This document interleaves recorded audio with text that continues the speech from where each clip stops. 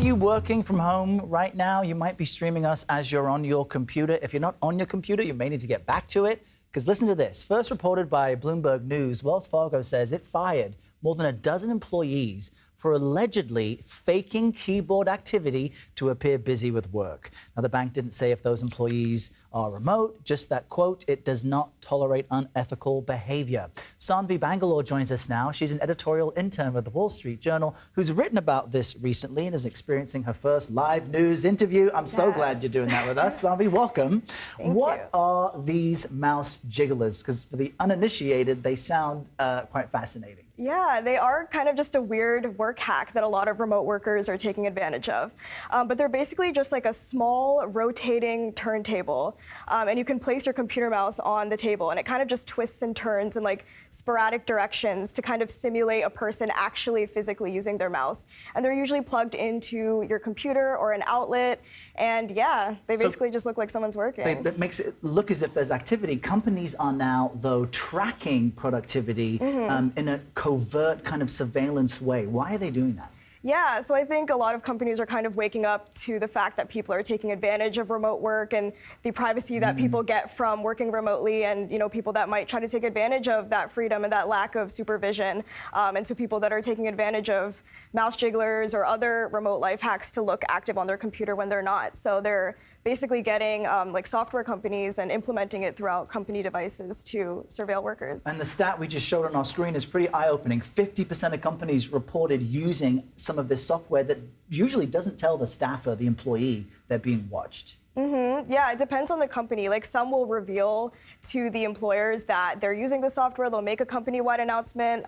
Some companies also have different versions of their software, like a hidden one, which will kind of just be, inconspicuous on the device, whereas some will like make an announcement and reveal that they're using it. So it's a toss-up. It could be either or. I'm saying I bet the companies that actually announce this and tell their staff is in the minority. And one reason I think it's so controversial or will interest so many of our viewers is because people have different work styles. Just because you're not moving at your computer for 5 minutes, 10 minutes, within an hour, doesn't necessarily mean you're not doing something, right? Yeah, definitely. I think a lot of people, honestly, me too, like work in spurts of energy. So it's like maybe at the beginning of the day we'll get our first hour will be really productive, and then we kind of need to step away and like think and come back. And sometimes these companies and these like software services don't really account for that. They don't account for people's different work ethics, and they're kind of expect that everyone works the same, and that's just not really relatable for people, and it concerns and scares people. Now, I know that you helped work on this Wall Street Journal article that folks I encourage should read and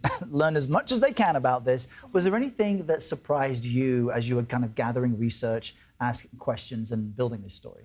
Yeah, so I think it's really interesting that these softwares are being used across various industries. So large companies, when it comes to software development, or virtual assistant companies, to even doctors' offices. So people feel the need to use these surveillance companies for various different industries. It just isn't what you would expect. And one of the things you and I were speaking about earlier before this segment was that not everyone even knows what these mouse jigglers are. Are there other things that employees are using to kind of trick the system and act as if they're being productive?